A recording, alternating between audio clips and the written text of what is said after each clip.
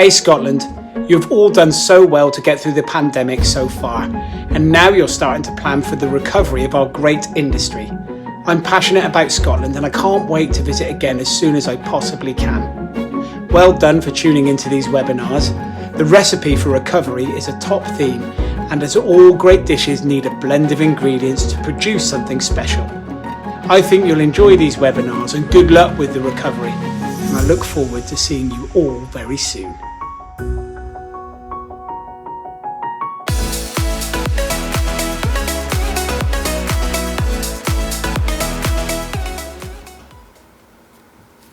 Hello and welcome. Thank you so much for joining us here at HIT Scotland's Recipe for Recovery webinars. As you can see, we're actually here in real life, in person, which is really exciting. And we're going to be talking to you today about a fantastic sort of initiative across the industry. It is really exciting. My name is Jennifer Rea, and it's my absolute pleasure to be with you here for the next hour. In fact, I'm going to be with you for over the next 6 weeks for all the different webinars that are happening, which is really exciting. Before we go any further today, though, I want to say a massive thank you to Tom Kerridge. You will have seen his message just before we joined us here. He's a great friend of HIT Scotland, and we want to say thank you to him for taking part in sending us that message today. Now, I'm sure most of you will know all about HIT Scotland, but for those who maybe can't quite remember, I want to tell you a wee bit about what the Hospitality Industry Trust Scotland do. They empower, they inspire, and they really develop tens of thousands of people who are working and studying throughout the hospitality industry. In fact, their scholarships, I would say, are legendary. They really are. I've been lucky enough to be present where some of them are handed out. I've spoken to people who have been on those scholarships, and they make such a big difference. They improve skill sets, they improve confidence, and they really are incredible opportunities. Now, as I mentioned, HIT Scotland really does help support and develop those in the hospitality sector, which is why we're all here today. Now, the pandemic, obviously, over the last 365 days, can you believe it's been over a year now? It's devastated the industry. It's been such a tough year for everyone, and especially hospitality. But the good news is there is light at the end of the tunnel. Obviously, the vaccines are being rolled out, and hopefully there is lockdown coming to an end in the very near future, which means we need to prepare to bounce back, and even better than before. So this series of webinars is going to cover a variety of topics to ensure Scotland's tourism industry has the skills, has the knowledge, and has the networks to make sure that we make a real impact as we bounce back. And it's designed to support everyone across the hospitality sector, and including the suppliers as well. So it's something there for everyone, and we're going to be speaking to some fantastic people throughout the next 6 weeks. To start off, though, I'm going to introduce a man who probably doesn't really need an introduction. I'll give him one anyway. It is, of course, David Cochrane. Now, David, I have been lucky enough to know over the last few years, and he is just so passionate about the industry and developing talent throughout it. You can see that in everything that he does. He joined HIT Scotland in 2005. Under his leadership, the charity has raised in excess of £4 million and awarded over 10,000 bursaries and 3,000 scholarships, making such a big difference to the industry. He's been recognised with many awards and accolades, but most recently, I want to embarrass him because I just am so impressed. He received an MBE for services to hospitality in the Queen's Birthday Honours List in 2020. So let's hand over to him now. David Cochrane, MBE. Very nice. Thank you, Jennifer. Thank you. Thanks for that lovely introduction. And it's great to be here. As you say, normally we're together on the stage at our talent conference, which would normally be live in Glasgow. But we are live in Glasgow today. But as you said, doing a series of 6 webinars, which we're delighted that we can do something in this virtual world, a little bit of an alternative than our normal live conference. But as you said, today is all about the recipe for recovery. And as Tom Kerridge, our great friend, started at the introductions, it really is about the ingredients that make up the industry and the road to recovery. Now, we have a great talent committee that have put the webinars together. And like all ingredients, and in Scotland we're lucky that we have an abundance of fantastic ingredients. It starts from the supply chain and it ends right through to the customer. But in our world, with the scholarships, it's all about the people. and the people are the key ingredient that brings Scottish hospitality and tourism to life. And now the industry-led committee have put forward these webinars based on a huge amount of feedback that we've gathered over the last few weeks. And as you've mentioned, they include things like health and well-being, very, very paramount in our industry at the moment. The travel industry and what that is going through. Again, everyone has been hit by the pandemic. We're pleased that halfway through the webinars, we have the international perspective. Different countries are coming out of the pandemic at different times, and learning from what people have done, the successes they've had, or the things that they don't want to do, I think will be pivotal for what Scotland should be doing. We have future trends in innovation. People have said that the pandemic's brought the future forward by 5 or 10 years. Whatever it is, we're certainly doing things differently. And I suppose the virtual talent conference is a testimony to doing things differently rather than being all in one place in one day. We've also got motivation and inspiration, and I'm delighted that today we're going to be joined by two great friends of Hit Scotland, again, who are going to provide that motivation and inspiration, telling us a bit about their journey and giving some tips and techniques that will hopefully transcend all the sector to take home as far as what they could be thinking about for their own businesses. So I'd like to pass back to you, Jennifer, and you can do the introductions. Thank you very much, David. Now, as David said, lots to look forward to today and across the next few webinars. Before I go any further, though, I do want to say a big thank you to our sponsors for their support, because without them, we just couldn't make this happen. So thank you to Skills Development Scotland, thank you to Vision Events, Red Unit, Recruit Genie and Hilton Hotels. Now, in a normal setup, I would ask you to give them a round of applause, but you can't do that, so I shall do it for you. Thank you so much to all of our sponsors. Bit weird doing that on your own, but there you go, it happened.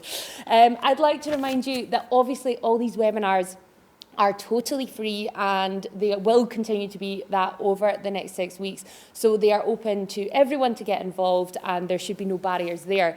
If you do want to, if you feel you can and you're able, we would love you to support Hit Scotland, and you can donate £10. All you need to do is text HIT SCOT, that's HITSCOT, to 785. The number is on the screen there below me. There we go.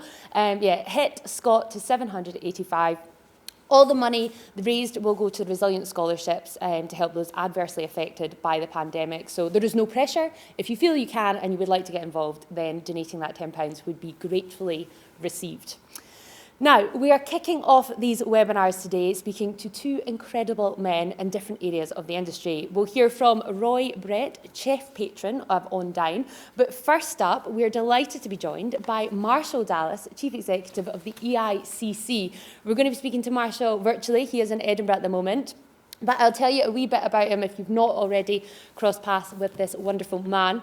Marshall joined the Edinburgh International Conference Centre as the Chief Exec in 2014, and he's consistently hit record-breaking targets, enhanced the facilities and the services over the years, and the EICC is on track to become one of the most sustainable and accessible conference centres on the international scene, which is quite an accolade. He, along with his team, have welcomed many of the great and the good to events at the EICC. People like President Barack Obama stand out. Absolutely incredible. That was his first speaking engagement after leaving the White House as well. I'm very, very jealous. To highlight some of the many awards, we start with the IOD Scotland's Director of the Year in 2018. Marshall received that, and in 2020 he was awarded the IOD Scotland's Director of the Year SME Award. The awards just keep on coming. Now, obviously, the IEC was forced to close for the year, but has proudly reopened as a vaccination centre in February 2021, doing incredible things. And I am delighted to say that Marshall joins us now. Thank you so much for speaking to us today, Marshall. Hi, Jennifer. Thank you very much for having me today.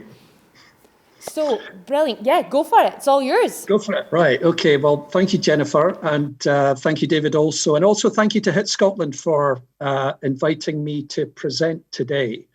Now, I'm just going to share my screen. And all being well, you should see that coming up on your screens. Oh, are we okay? Yep. Okay. It's my pleasure to be here to share with you a bit about what EICC has been up to in the past 12 months. Also, I'm going to talk a wee bit about where we currently sit as a business and, most importantly, what lies ahead of us. And hopefully, you'll see how EICC's recipe for recovery in relation to hotel and events will positively impact your capital city and the wider Scottish hospitality sector. What I want to offer today is a bit of certainty in terms of our vision for the future. About 4 years ago, we introduced a new vision statement at EICC, and it reads, to create an environment which inspires ideas that change the world. Now, we believe that the importance of articulating our vision statement can't be underestimated. It keeps us all on track. It stops us from straying from our core business activity. And also, the vision has kept us focused throughout this recent horrendous pandemic, which I would suggest to everybody that here that it's been probably the most challenging year for all of us. So staying loyal to the core business is important, but being agile and adjusting to circumstances is equally imperative. And I'm proud to report that in 2020, we have successfully pivoted our business twice. Once by turning the building into an extension of Napier University's campus. And secondly, on the 14th of February, as Jennifer just highlighted there, we became Edinburgh's principal vaccination, COVID-19 vaccination centre. With the pandemic becoming an increased threat to our society, we decided to close our door on the 18th of March 2020, which was a week before we were instructed to do so by Scottish Government. So that's 53 weeks in which we have been unable to operate. We went from forecasting a significant operating surplus, generating millions of pounds of economic impact in 2020, all of a sudden to a deficit situation. Now, we were fortunate, and thanks to the fact that we had enjoyed 5 record trading years prior to 2020, so we've not had to borrow or incur any debt to date. And most notably, we've been able to protect jobs and our fantastic team. First and foremost, our response to the pandemic was to protect our people.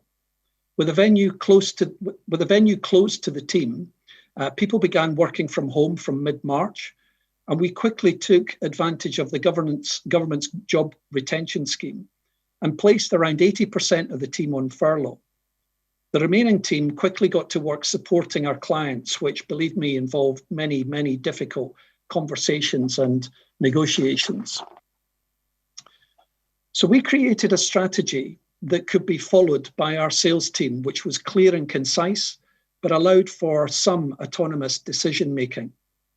We had to balance the desire to maximize potential revenues for the short term against maintaining customer loyalty and preserving customer relationships in the long term. And I'm pleased to report that the team have maximized revenue opportunities by securing a strong and improved business pipeline for future years. We enhanced EICC's technical capacity last year, which I'll explain a little bit about later. And like many businesses, we've had to minimize the operating costs that are still incurred, whether the building is open or closed. And we've importantly safeguarded and maintained the conference centre building whilst it was closed by adopting enhanced cleaning and security regimes. What I've noticed, and it is totally amazing, I think, is the resilience of our business and the people that work in it. That has been tested like no other time that I can remember. And we're still here. And yep, we are still here. And my prolific sales team, who were 80% reduced in headcount, found and converted 60 new events worth over £50 million in economic impact to the City of Edinburgh. All of these events were contracted during 2020. We also contacted Scottish Government and NHS Lothian to offer up our venue as a potential vaccination centre, which 6 months later resulted in us securing the longest event contract ever to be secured in EICC's history. And we feel really proud to be part of the COVID-19 solution and not the problem, as events and hospitality in general have sometimes been described. I'm also pleased to report today that inquiries for 2021, 22 and 23 have begun to increase noticeably in the last 2 months. As I said earlier, EICC execs set out to develop alternative event solutions through the creation of virtual and hybrid event platforms. Make It Edinburgh Live is a series of virtual and hybrid event solutions that we can now offer up to clients. We successfully managed 18 virtual events in 2020, ranging from corporate meetings to feeding 2,500 delegates at home with our new corporate dining at home package. So whilst the building was closed to the public, the venue was safeguarded and maintained to the highest level.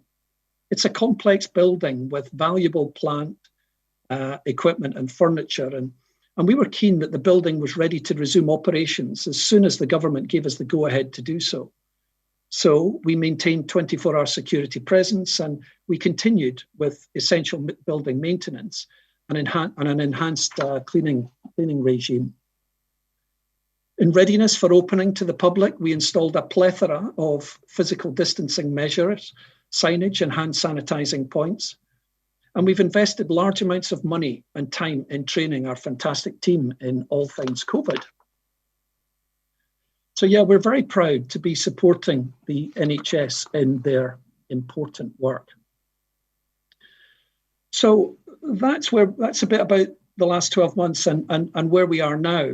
But let's take a look at what lies ahead. Ta-da! In early March 2020, just before the pandemic hit, we were given the green light by the City of Edinburgh Council to pursue our plans with a pioneering hotel and hotel school development. Now, we have 4 key objectives relating to the hotel to meet. And the first one was to minimise potential lost event business due to clients being unable to secure a sufficient allocation of hotel rooms within the city. And secondly, by generating increased income, EICC will, like other major European cities, have the ability to offer subvention funding to international clients to encourage trophy events to the city. Thirdly, it will help fund EICC's medium to long-term capital expenditure plan. And lastly, it will enable us to create a centre of excellence within the Scottish hospitality industry. In economic impact terms, EICC's strongest market segment is national and international association events. Now, they tend to have the largest delegate numbers and have lead times of usually from 1 to about 5 years. And as I previously mentioned, sometimes some hotels, because of the nature of the business, are unable to offer large bedroom allocations too far in advance. They, rightly so, look to secure higher room rates from other hotel users who will book closer to the date in question. If clients can't secure bedroom allocations, they simply take their events elsewhere. And in 2018, EICC lost 38 events, which would have delivered an economic impact of approximately £40 million into the city. Competitor venues to EICC undercut us in terms of their pricing by offering clients subvention funding. Many conference centres are owned or funded by governments or local authorities, and their raison d'etre is to generate levels of economic impact only. And subvention funding is crucial in attracting trophy events to the city. Historically, EICC has been unable to take part in the subvention scheme because of severe restrictions or reductions in council funding. With the addition of the hotel, the EICC intends to start its own fund. Now, EICC loses on average 10 events per year, which reduces our economic impact contribution to the city by approximately £20 million a year. And by generating enough extra revenue and dedicating a percentage of that to a subvention fund, this will increase our ability to compete more effectively on a level playing field with competitor venues. At the heart of our new development, though, is the hotel school, which is intended to address various recruitment challenges faced by the hospitality industry in Scotland. Now, currently 25% of chefs, 37% of housekeepers and 75% of waiting staff are citizens of UK countries. We believe labour shortages and skills gaps within the industry could be mitigated significantly through a refreshed approach towards education and training of Scottish students. The hotel school will offer a career path for students while providing a pipeline of qualified people for Scotland's leisure and tourism industry. It's set to increase Edinburgh's academic offering and reputation and enhance the city's appeal as a place to live and study. Well, we will work closely with many hospitality organisations to ensure that the training offered matches the needs of the recruitment challenges of our industry. And we believe that by incorporating the hotel school into the hotel, it will create a unique scenario within the United Kingdom, whereby students would be working in a live operating environment. A number of programmes at different academic levels will be offered to future students in partnership with Edinburgh College. The courses will follow a new teaching model, which will be 50% academic and 50% vocational. Now, currently some courses are 80% academic and only 20% vocational. We want to help create a seamless interface between education and industry. We want to deliver an international centre of excellence in practice-based learning. And we want to ensure that all students who come through the EICC and event school are work ready. We are currently in discussions with the hotel developer to ensure that the hotel is as energy efficient as possible and that it conforms to environmental and sustainability best practice. Together, we're looking at sustainability measures that have been incorporated by hotels recognised to be best in class. And we're evaluating the energy efficiency rating of a sample of hotels of a similar size and standard on a UK-wide and international basis in order to provide objective comparison. The EICC Executive and its Board of Directors met Deputy First Minister John Swinney, who endorsed the hotel project strategy. Also, we've had meetings with Richard Lockhead and MSP and Kate Forbes MSP. Now, there's currently a great appetite within Scottish Government for EICC and Edinburgh College to ensure that it's getting best value from its spending on education. The current situation is unsustainable and needs to change. Ministers see the hotel school as offering something different that could improve student retention levels, be adopted by other colleges and organisations in Scotland, provide students who are much more ready and better equipped to embark on a career within the hospitality industry. Now, in conjunction with the global consultants Colliers International, EICC shortlisted a number of major international hotel companies as potential franchise partners in respect of the Haymarket Hotel. The Hyatt Hotels Corporation was chosen as the executive's preferred franchise partner because of their terms and conditions, their modus operandi, their brand standards flexibility, and their international geographical spread. Hyatt firmly believes in the underlying strength of the hotel sector within Scotland, and particularly Edinburgh. When people are able to travel, they see them doing so with enthusiasm. They predict leisure travel will certainly precede corporate demand, but once customer confidence improves, large organisations will follow suit. Hyatt, like us and everybody, are witnessing a significant degree of video call fatigue. Activity in the hotel sector remains high, and there are capital funds chasing deals, particularly for A and A+ locations like Edinburgh. Most importantly, it was noted that Colliers stand by the EICC's business case that was produced at the end of 2019, and they believe that it is a robust case remains with regard to the provision of this upper upscale hotel in Haymarket. They're firmly of the view that the market will bounce back strongly once current restrictions are lifted and international travel is possible again. So, my recipe for recovery. Number one, have a vision that drives everything. Ask yourself is your vision still relevant? It should inspire, it should motivate and give purpose to the organisation. Number two, it should be bursting with tenacity. The hotel and hotel school that I've just spoken about has taken many attempts to get approval. And this was the third location we explored over 4 years. Now, if we've given up at the first hurdle, we wouldn't be where we are now.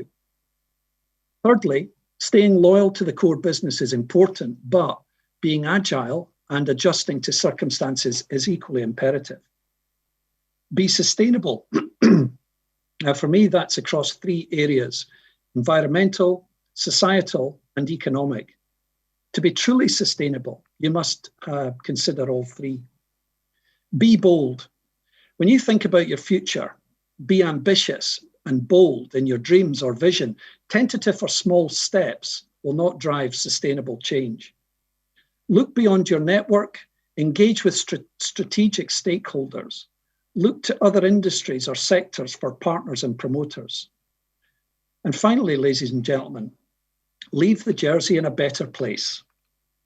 Inspired by the New Zealand rugby team, I believe we should seek to leave the world, or even the business we work in a better place than we found it. Now, this has certainly been a key driver in the ambition I have for the hotel and school, both of which I believe will have an impact, a positive impact in Edinburgh and Scotland long after I'm CEO at the EICC. Thank you. And I think over to you, Jennifer. Indeed. Thank you so much, Marshall. That was absolutely fantastic. What a recipe to finish on as well. I love that. Leave the Jersey in a better place. Really inspirational. Thank you so much. Marshall, if you're happy to, I think we're going to hang around for a wee bit and we'll come back to some questions, which actually leads me to my next point. Anyone who is watching, taking part in this webinar, it's very much a conversation. So if you've got any questions, any burning questions for Marshall, then please do put them in the chat box, the comment box, and we will go to a Q&A after we've spoken to Roy. So we've got that coming up. Any questions, chuck them in there.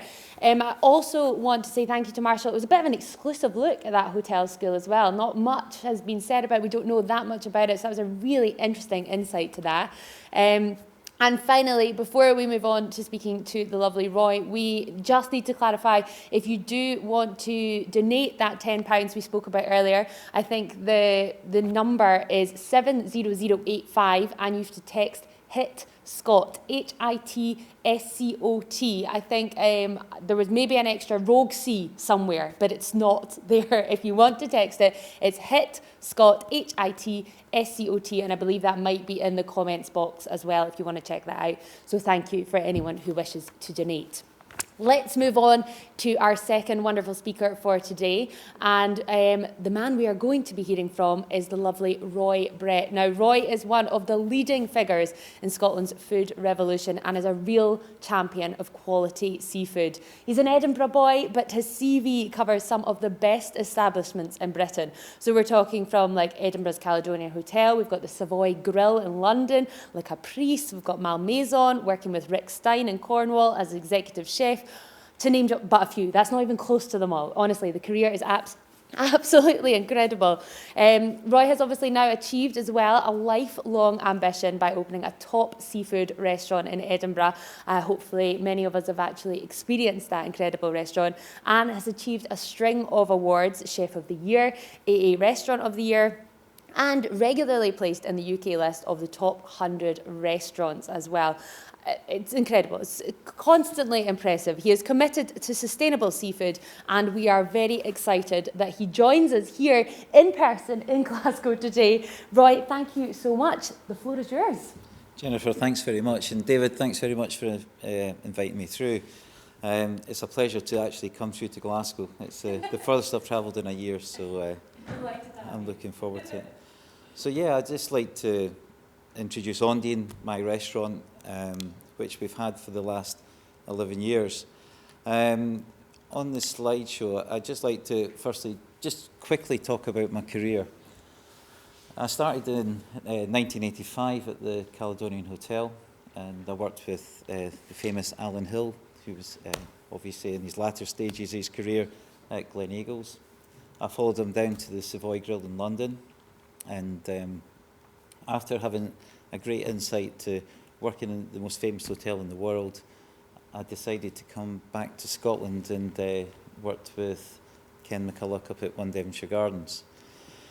That job I actually took on, I was far, far too young, and I looked at some of the questions that are going to come up later, and I was 21 at the time when I was head chef at One Devonshire Gardens, and it was a really fast learning curve, and I'm sure Beverly Payne will tell you the food costs weren't very good at that time, so I decided to go back to London and sort of learn more of my craft.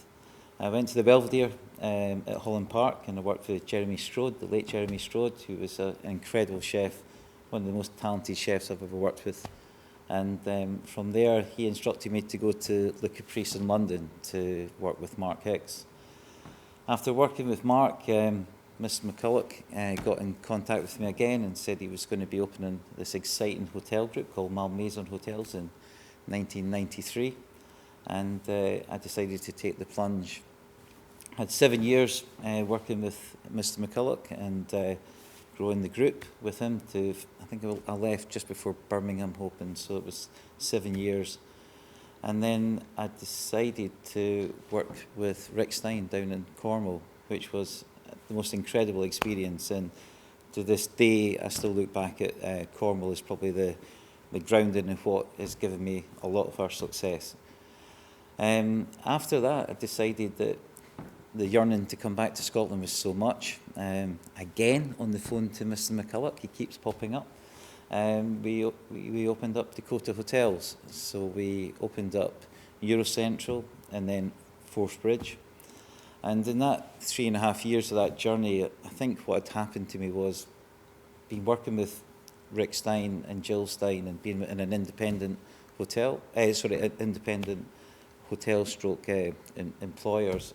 I really wanted to be my own person.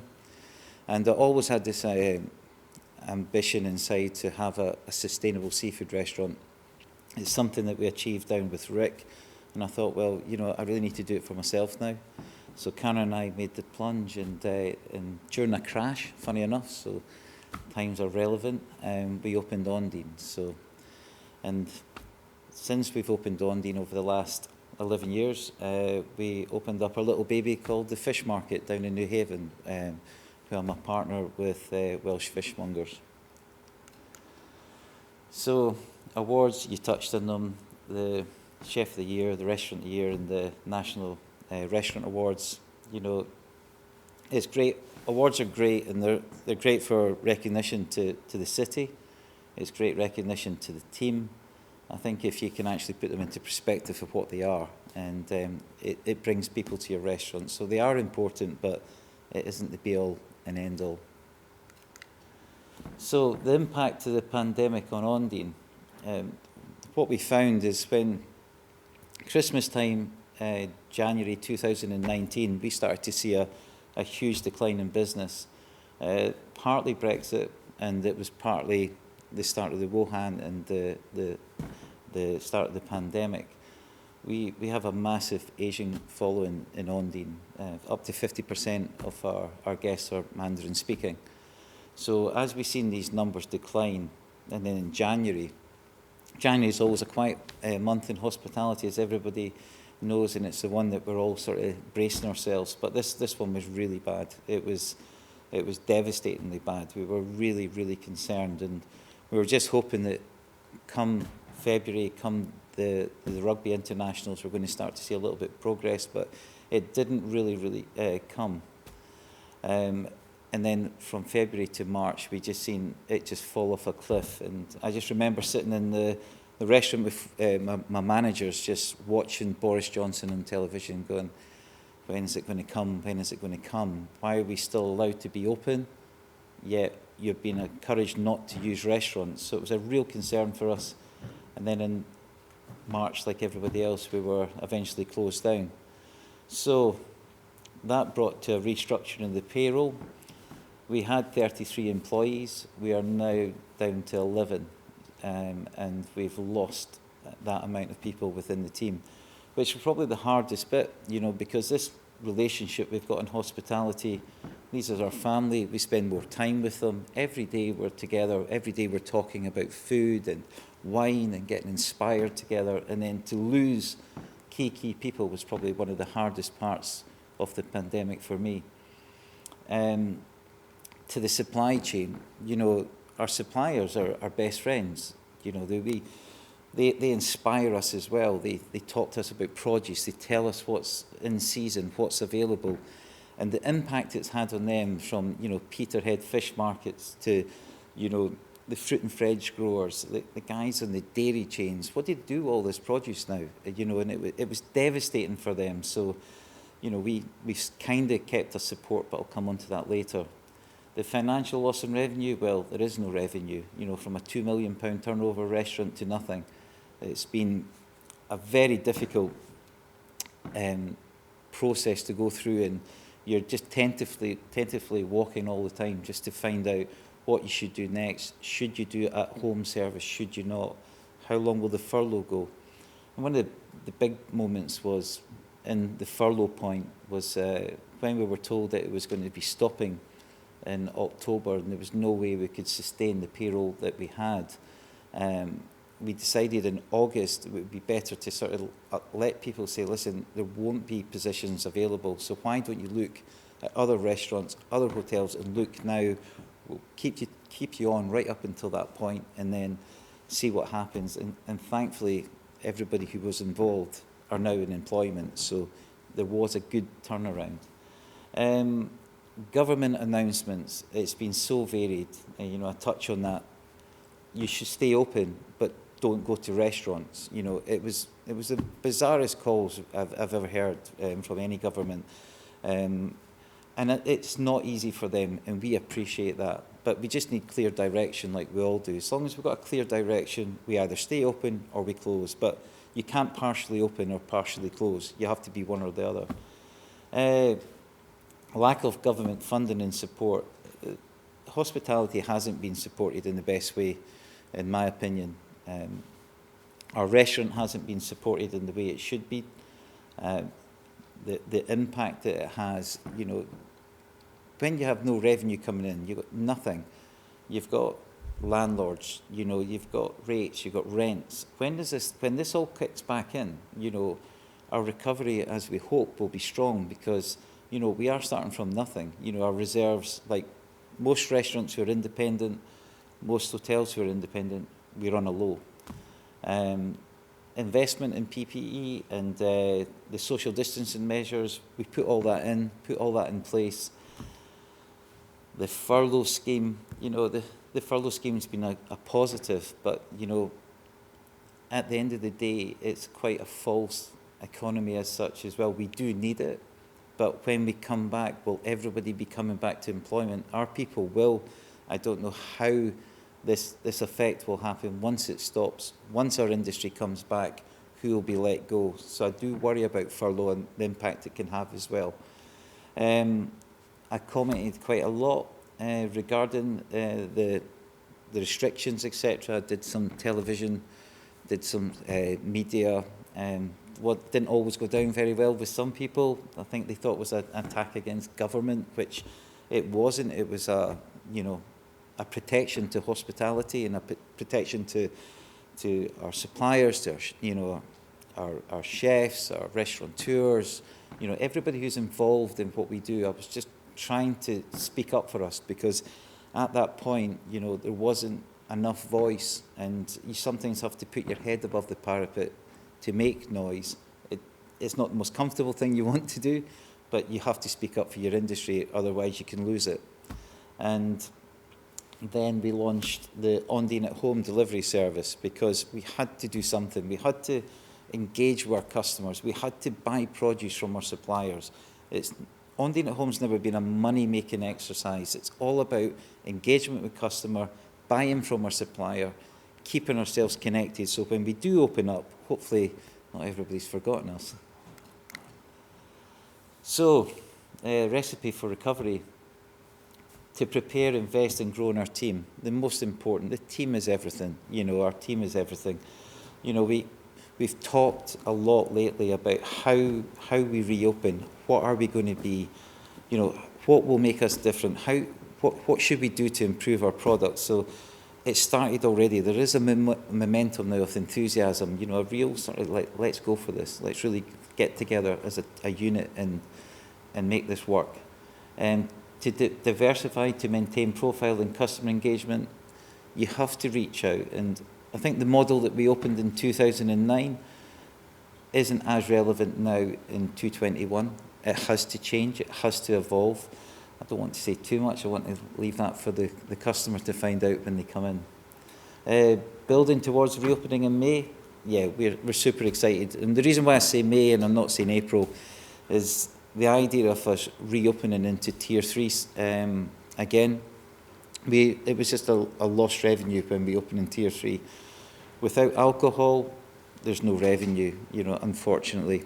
I know Tom Kitchen touched on it quite a lot as well. It is a problem to actually open up and the restrictions on times, etc. You know, it just doesn't work for Ondine. So we've made the decision that we'll open in May. Once we can give Ondine its full complement of service and, you know, proper hospitality. We're investing in the restaurant interior just now. We've got interior designers in. We're looking at how we're going to change the room and what we can do to improve it for the customer's experience. We're looking at new equipment to invest in, to just change possibly, like, you know, how we diversify our cooking techniques, etc. And also our service in the bar. Also, focus on sustainability and in season. The one thing that I've taken out of COVID and the time that I've had is just to slow down a little bit on, you know, what you're ordering and what you're going. Well, I had to slow down. There's nobody to cook for, but you know, it's made me think more about how we buy. You know, and the buzzword sustainability. You know, how sustainable really are you? So it gives you a more focus on what you're actually, how you buy. And also in season. And seasonality is a buzzword as well, if you are really in season. And to champion your local suppliers as well, to give them more recognition. You know, they need it now more than ever. So, and commitment to quality and service. Yeah, we want to give great quality. We want to give good service. You know, the most important thing is to look after your guests. And just your guests as well as your team. You know, you've got to commit to it, and you know, I think that needs to be more training, more time spent with the team, more visits from our suppliers, from our wine merchants to our cheese suppliers, just to keep everybody connected on why we're actually serving this product. And the most important thing is to be happy. You know, after all this, we want to be happy. So the future, the short term. To prepare the restaurant for the expectations that everyone has come to expect from Ondine. Ondine has a certain standard. It's always had a certain expectation, you know, from the first minute we opened. We've always tried to stay up there and to give the best that we can to all our guests. And also for the people who are coming through us as well. And, you know, the amount of people that have actually worked in Ondine over the last 11 years, and they've gone on to do bigger and better things, you know, and watch their careers grow and prosper. It's a major part of what Ondine is. You know, we are a feeder to the hospitality industry. And, you know, I'm for the long term, to continue to grow and nurture the next generation of hospitality, it's vital. It's absolutely vital. To train your people well, to be proud of what you actually give them as a career path, and then watch them grow and see what they do next. And yeah, thank you very much. Brilliant. Thank you so much, Roy. That was really, really interesting stuff there. I hope you enjoyed it as well. As I said before, we chatted to Roy. If you do have any burning questions, then chuck them in the chat box and I will have a wee look and try and get them to both Marshall and Roy. But we are going to start the Q&A session now. And I'd actually quite like to come to you first, Roy, because you mentioned it quite a few times there about suppliers. How important was it for you that you continued to work with suppliers to ensure that everyone is still standing when that reopening date comes around again? No, it was so important. It was crucial. The at-home experience really keeps you purchasing from your suppliers. It keeps the relationship. It makes sure that they just don't go that closed door that they were facing at that time, and they did for a good period of COVID. It must have been devastating.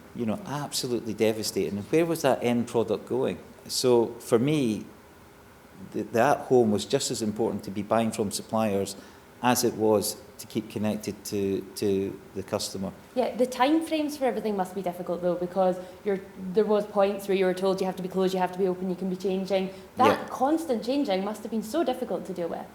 It was a joke, to be honest. Yeah. It was an absolute joke, and I'm sure everybody who was in our position felt the same.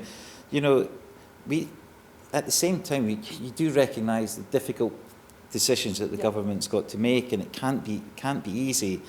But to actually say, come to a restaurant, you're allowed to trade as a restaurant, but don't go too often. The mixed messages were really baffling, and listening to Boris Johnson, we were all on our computer just waiting for the announcement each week, listening to what he was going to say, and this. Avoid hospitality, but hospitality was to remain open. It was so difficult, financially, the impact it was having, it was huge.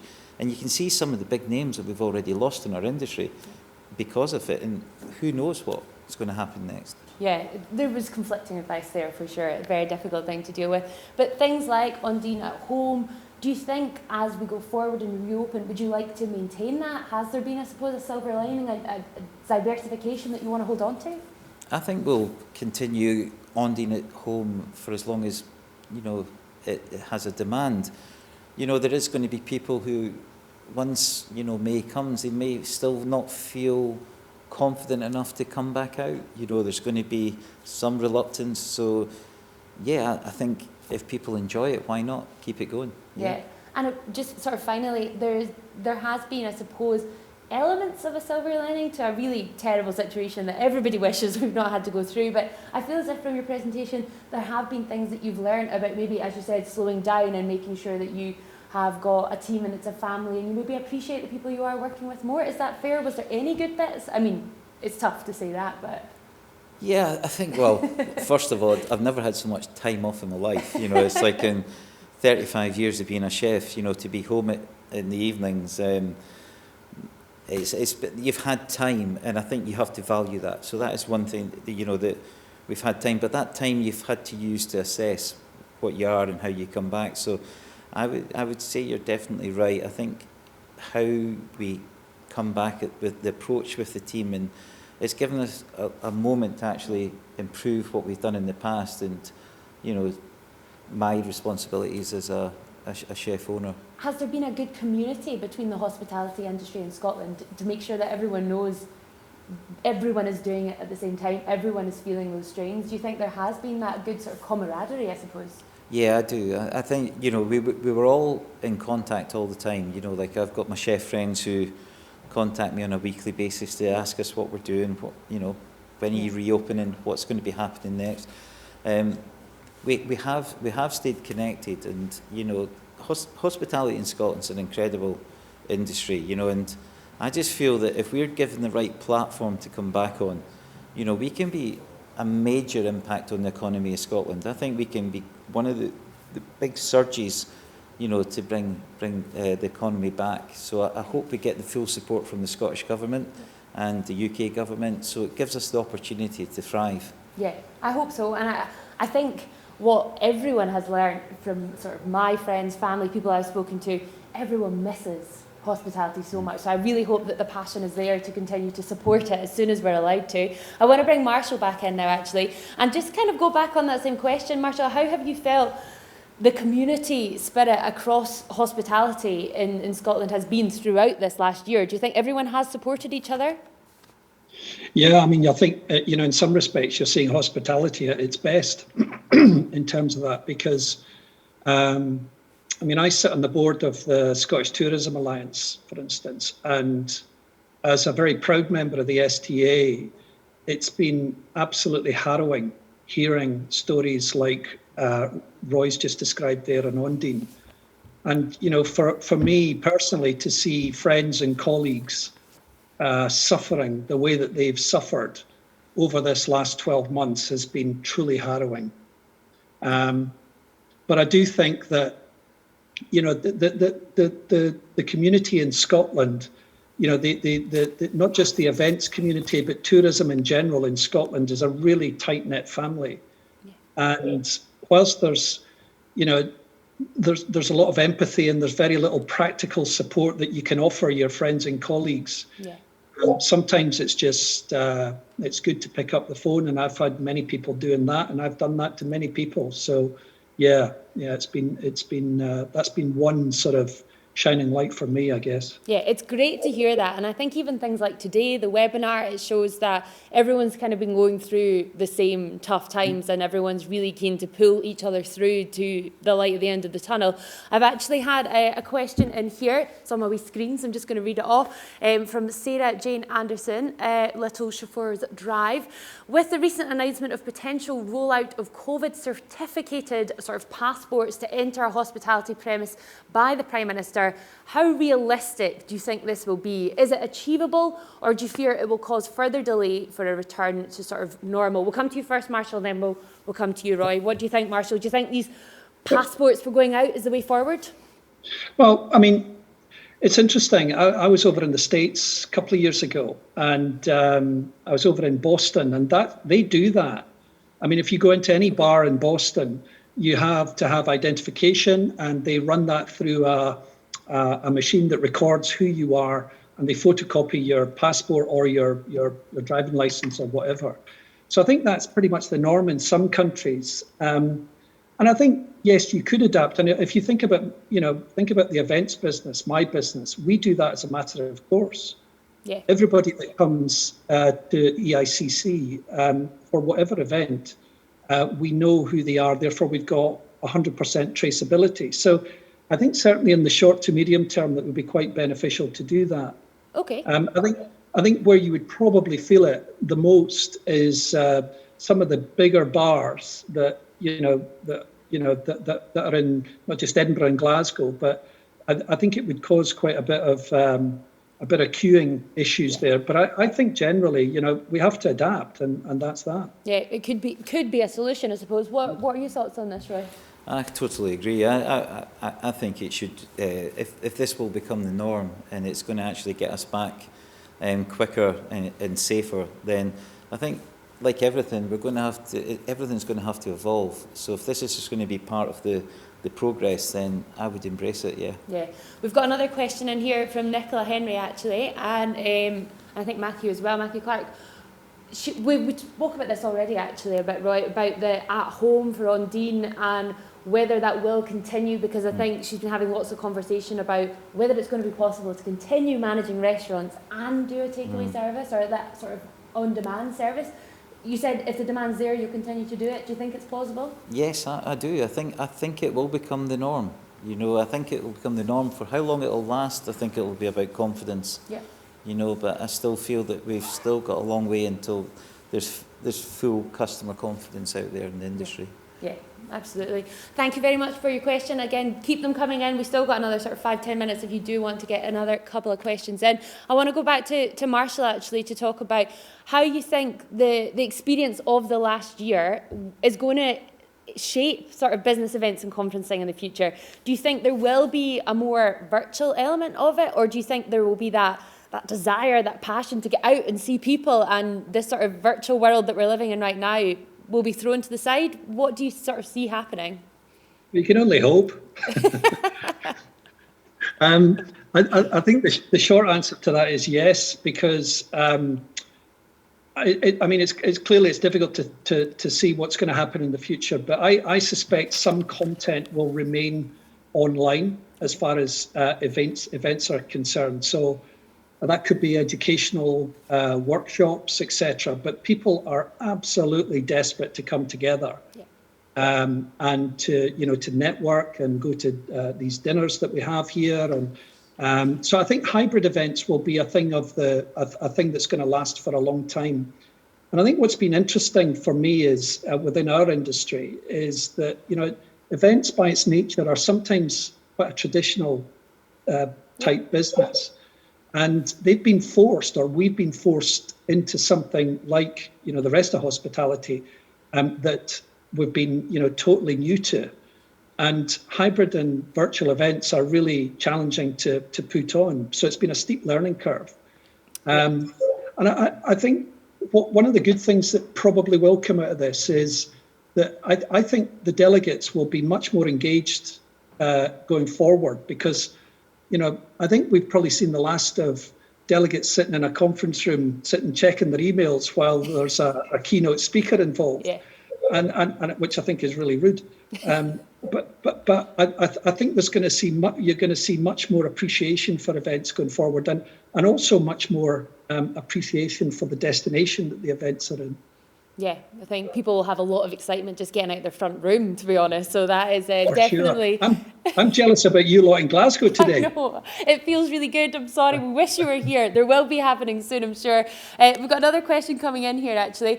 Are you in... Oh, this is actually a question I almost don't want to ask, but we've got it in from Martin Clark. Are you anticipating another lockdown? Don't want to say it too loud in case it happens this year, possibly in the winter? And can businesses who are still open be able to survive another lockdown? Martin, potentially realistic, but quite a scary thought, to be honest, because I'm very much focusing on the hope that it's not going to happen. But what do you think, Marshall? We'll come to you first. Yeah, I mean, we're very much hoping that there isn't. But yeah. I think the reality is that there may be. And I think the important thing is that we plan for that, and that, that we're ready for that, so that if there is, God forbid, another situation where there's an outbreak of COVID, that it doesn't get to the stage where we have to shut everything down.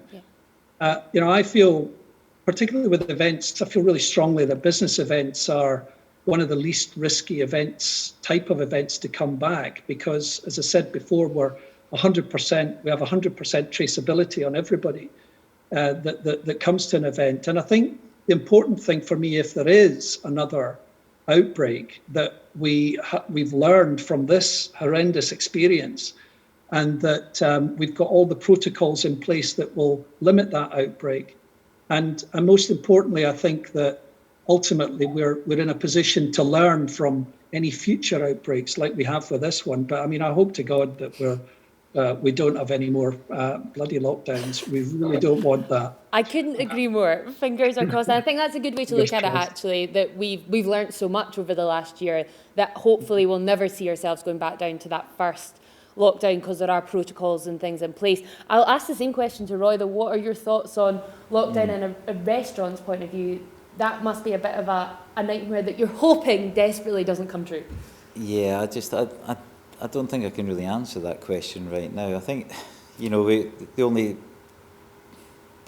positive that you can draw out is that we've got experience. Yeah.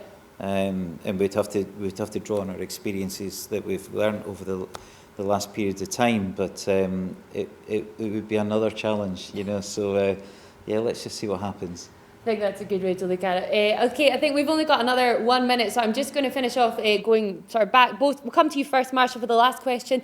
How do we keep ourselves motivated going forward? Because obviously we're hoping light is at the end of the tunnel, but it's still going to be a tough few months or year or so ahead, isn't it?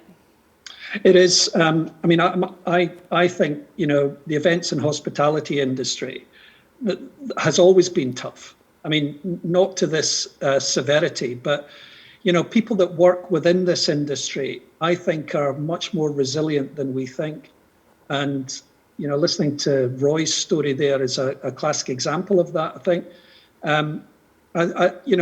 To me, keeping your team motivated is massively important. And as a chief exec or an owner of a business, it's not your sole responsibility to do that. You should share that responsibility. And I think if you've got a decent team, if you've got a team that want to be there and that are as prolific and dynamic as I'm really fortunate to have, then that's a kind of shared responsibility. So, and ultimately, I mean, for me, I go swimming. and that keeps my stress levels down. I've heard of your open water swimming, actually. Yeah, no, it's all good. It's all good, and it's one of the few things that I've been able to do occasionally throughout this lockdown. So yeah, exercise helps. It's finding your way to de-stress, I suppose, and making sure that you're there for each other. Marshall, thank you so much for speaking to us today. It's been an absolute delight and a real insight. Thank you very much. I'm going to finish off with one final question to Roy. And just the same as I said to Marshall there, how do we power through these next few months? How do we keep going for the next year? Because, as I said, there's light at the end of the tunnel, but it's potentially still going to be tough. Well, everybody in hospitality and restaurants and hotels are really excited about springtime. Yeah. You know, it's the first shoots of the wild garlic, the first asparagus coming through, pea shoots, sugar snaps, you know, daffodils coming through. I mean, there's a lot to look forward to, you know, and, you know, that smell, you know, when you get your first foraged garlic, like which I've still got to prepare, funny enough, it just gives us optimism and hope, and I think springtime's always given us that. So I think this is the right time of the year. It gives us the right platform to be positive. So yeah, I'm looking forward to it. I love that optimism. Thank you so much, Roy. Well, I think that's all we've got time for. We've run slightly over, sorry about that, but thank you so much for joining us today on the webinar. Thank you again to Marshall Dallas for speaking to us in Edinburgh. Thank you to Roy and, of course, to David Cochrane. It has been an absolute delight to be here and to be spending the last hour with you. Just to remind you, obviously, we have got lots still coming up over the next few weeks. We have got plenty to look forward to. Next week is Health and Wellbeing with Jennifer Kempson, James Lemon and Gordon McIntyre. That's coming up. Make sure you sign up at hitscotland.co.uk for that. As always, as I mentioned earlier, if you do have the ability and you would like to support Hit Scotland, you can donate £10 by texting HITSCOT, HITSCOT, to 785, that's 70085. Feel free to do that if you have the ability, and all money raised will go towards our resilient scholarships to help those adversely affected by the pandemic. Finally, I just want to thank our sponsors once again, Skills Development Scotland, Vision Events, Red Unit, Recruit Genie and Hilton Hotels, and of course to our wonderful speakers for today. Thank you so much. Keep safe. It's the new sign-off, I think, at the moment in 2021. And we look forward to seeing you next week at the Recipe to Recovery Hit Scotland webinar. Thank you again.